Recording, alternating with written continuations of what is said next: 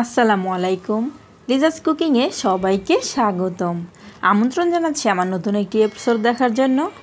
আজকে আমি তৈরি করব চকলেট স্পঞ্জ কেক। চলুন তাহলে আর কথা না বাড়িয়ে রেসিপিটি তৈরি করে নিচ্ছি। প্রথমেই শুকনো উপকরণগুলোকে রেডি করে নিতে হবে। এর জন্য এখানে হাফ কাপ ময়দা নিয়েছি। এবার এই ময়দাটাকে চেলে নিচ্ছি। এবার এখানে দিয়ে দিচ্ছি 2 টেবিল চামচ পরিমাণ কোকো পাউডার, দিয়ে দিচ্ছি 1 চা চামচ পরিমাণ বেকিং পাউডার, আর দিয়ে দিচ্ছি 1/4 চা চামচ পরিমাণ বেকিং সোডা। অ্যাড করে দিচ্ছি লবণ স্বাদ মতো। এবার এই শুকনো উপকরণগুলোকে খুব ভালো করে চেলে নিচ্ছি। আর অবশ্যই কিন্তু এগুলোকে চেলে নিতে হবে। এরকম দলা দলা অংশ থাকলে কিন্তু সেই দলাগুলোকে এভাবে একটু ভেঙে তারপর চেলে নিতে হবে। এবার বাকি যে অংশটুকু থাকবে সেই অংশটুকু ফেলে দিতে হবে। এবার একটি হ্যান্ড উইচ দিয়ে খুব ভালো করে মিশিয়ে নিতে হবে।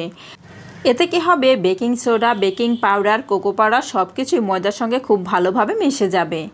এবার এভাবে একটু ঢাকনা দিয়ে ঢেকে একটা সাইডে রেখে দিচ্ছি। এবার আমি আরও একটি মিক্সিং বল নিয়েছি, আর এখানে আমি ডিম নিয়েছি। এবার এই ডিমটাকে ফাটিয়ে ডিমটাকে ভেঙে নেব। আর ডিম থেকে কিন্তু কুসুমটাকে আলাদা করে নিতে হবে। আর ডিমটা কিন্তু ভেঙে নেওয়ার সময় অবশ্যই একটু সাবধানতার সঙ্গে ভেঙে নিতে হবে, যেন ডিমের কুসুমটা এই সাদা অংশের সঙ্গে মিশে না যায়। অবশ্যই কিন্তু এটা মাথায় রাখতে হবে। কোনোভাবেই যদি কুসুমটা সাদা অংশের সাথে থেকে যায় তাহলে কিন্তু এই ডিমের ফোমিটা একদমই ভালো হবে না। আর স্পঞ্জ কেকের ক্ষেত্রে অবশ্যই কিন্তু এই ডিমের ফোমটা একেবারে পারফেক্ট হতে হবে, তা না হলে কিন্তু স্পঞ্জ কেকটা একদমই ভালো হবে না। আর ডিমের ফোমটা যদি ভালো হয় তাহলেই কিন্তু কেকটা পারফেক্ট হবে। এবার একটি বিটার দিয়ে কিছুক্ষণ বিট করে নেওয়ার পর এখানে দিয়ে দিচ্ছি 1/3 কাপ চিনি। আর 1/3 কাপ চিনি কিন্তু একবারে দেওয়া যাবে না, আমি এই চিনিটাকে 2 থেকে 3 বারে দিয়ে এটাকে বিট করে নেব। স্পঞ্জ কেক তৈরি করার সময় অবশ্যই কিন্তু কিছু কিছু টিপস ফলো করতে হবে, তা না হলে কিন্তু স্পঞ্জ কেক কোনোভাবে ভালো হবে না। আর এই টিপসগুলো ফলো করলে কিন্তু একটা পারফেক্ট কেক তৈরি করে নিতে পারবেন। আর এই ফোমটা তৈরি করার সময় মাঝে মাঝে কিন্তু একটি প্যাচলা দিয়ে এভাবে উপর নিচ করে দিতে হবে। এতে কি হবে, এতে এই ফোমের নিচে যদি চিনি জমে থাকে তাহলে কিন্তু সেইটা আর জমে থাকবে না, একেবারে ফোমের সঙ্গে মিশে যাবে। এবার এখানে সেই কুসুমগুলো দিয়ে দিচ্ছি। আর দুটো কুসুম আমি একসঙ্গে দেব না, একটি কুসুম দিয়ে আগে বিট করে নিচ্ছি। কিছুক্ষণ বিট করার পর আমি আরও একটি কুসুম এখানে অ্যাড করে দিয়ে দেব। কুসুম দেওয়ার পর খুব বেশি বিট করা যাবে না, তাহলে কিন্তু আবার ফোমটা নষ্ট হয়ে যেতে পারে। আর ওভার বিট করে কিন্তু ফোমটা নষ্ট করে ফেলা যাবে না। এবার আমি বিটারটাকে একটা সাইডে রেখে দিচ্ছি। এবার এখানে দিয়ে দিচ্ছি 2 টেবিল চামচ পরিমাণ রান্নার তেল। আর স্পঞ্জ কেকে কিন্তু তেলটা খুব বেশি দেওয়ার কোনো প্রয়োজন হয় না। এবার এখানে অ্যাড করে দিচ্ছি 1 চা চামচ পরিমাণ ভ্যানিলা এসেন্স। আমি এখানে ভ্যানিলা এসেন্স দিয়েছি, আপনারা চাইলে কিন্তু এখানে চকলেট এসেন্সটাও দিয়ে দিতে পারেন। এবার এখানে দিয়ে দিলাম 1 চা চামচ পরিমাণ সিরকা। আর অবশ্যই কিন্তু এই সিরকাটা দিয়ে দিবেন, এতে করে কিন্তু কেকটা কোনোভাবেই কাঁচা থাকবে না, আর কেকটা অনেকটাই সুন্দর হবে। সব উপকরণগুলো দিয়ে দেওয়ার পর আমি আবারও কিছুটা সময় বিট করে নিয়েছি। এই পর্যায়ে কিন্তু খুব বেশি বিট করা যাবে না, তাহলে কিন্তু এই ফোমটা একেবারে নষ্ট হয়ে যাবে, কেকটা ভালো হবে না। তেল দিয়ে বিট করার পর ফোমটা কিন্তু একটু পাতলা হয়ে যাবে, এতে কিন্তু ভয়ের কোনো কারণ নেই। এবার সেই ময়দার মিশ্রণটাকে এখানে অ্যাড করে দিচ্ছি। আর এই ময়দার মিশ্রণটা কিন্তু একবারে বেশি দেওয়া যাবে না, তাহলে কিন্তু এই মিশ্রণটা পারফেক্ট হবে না। আর এই মিশ্রণটাকে 2 থেকে 3 বারে দিয়ে এটাকে মিশিয়ে নিতে হবে। আর মেশানোর সময় কিন্তু সাবধানতার সঙ্গে মিশিয়ে নিতে হবে, একেবারে আস্তে আস্তে করে একটু সময় নিয়ে কিন্তু এগুলোকে মিশিয়ে নিতে হবে।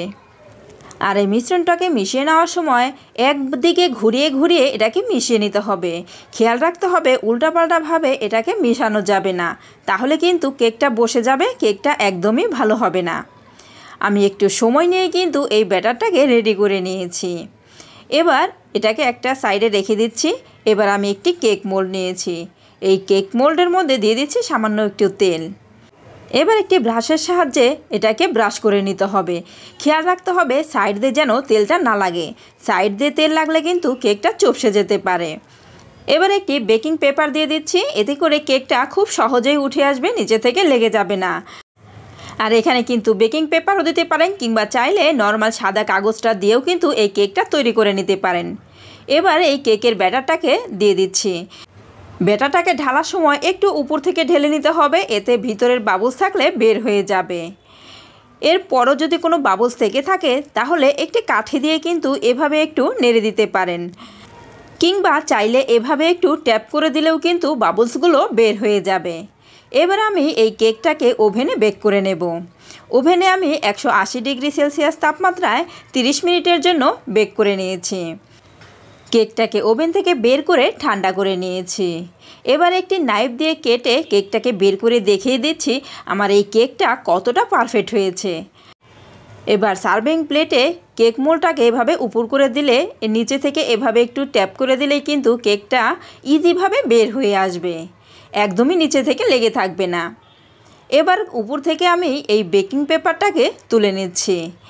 একটু ভালো করে লক্ষ্য করলে দেখতে পাবেন আমার এই কেকের নিচেরটা ঠিক কেমন হয়েছে। আমার এই কেকটা কিন্তু একদমই পারফেক্ট হয়েছে। এটার ভেতরটাও যেমন সুন্দর হয়েছে, এটার বাহিরেটাও কিন্তু অনেক সুন্দর হয়েছে। আর কেকটা কিন্তু একেবারে নরম, তুলতুলে আর সফট হয়েছে। কেকটা কিন্তু একেবারে পারফেক্ট হয়েছে। তো এরকম একেবারে পারফেক্ট আর নতুন নতুন রেসিপি পেতে আমার চ্যানেলটি সাবস্ক্রাইব করে কিন্তু আমার পাশেই থাকতে পারেন। তো আজ এই পর্যন্তই, পরবর্তী পর্বে আবার দেখা হবে। সবাই ভালো থাকবেন। আল্লাহ হাফেজ।